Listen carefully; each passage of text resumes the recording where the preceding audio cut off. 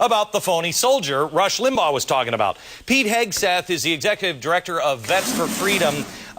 Pete, it wasn't just this one soldier, it was a group of soldiers. The DOJ, the Department of Justice, has set up a task force to catch these guys who are masquerading as soldiers. But this one in particular that Limbaugh was talking about that called a phony soldier, I think this guy has committed treason. Explain to the American people who this guy is, what he did. Well, Jesse Macbeth claimed to be an Army Ranger. He claimed to have served in Afghanistan. He claimed to have served in Iraq. He actually claimed to have served for up to 16 months in Iraq and to have been wounded there.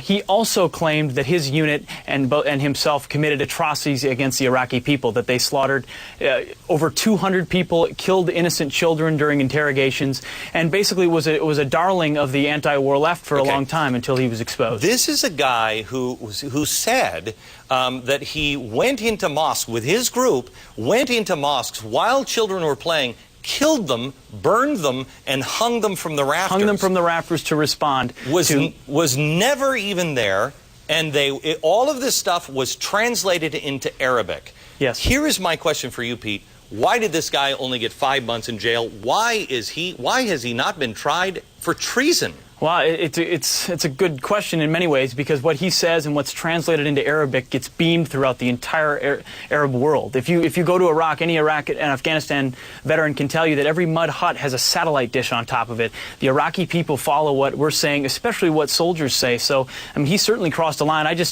He claimed to have had post-traumatic stress disorder. He clearly has other mental issues. Yeah. Here's a post-traumatic stress. He flunked out of boot camp. He flunked out of boot camp after 40 days. I mean, geez, that's post-traumatic to this guy. You've got Murtha saying that the Marines killed a bunch of people. The claim that he made was false. You've got MoveOn.org doing the betray us thing. You have this guy. You have Cindy Sheehan, who is clearly, I mean, she's in bed with Chavez. None of these people disavow anything. When Cindy Sheehan was revealed as being, out with Hugo Chavez, this guy is put into court and shown complete fraud.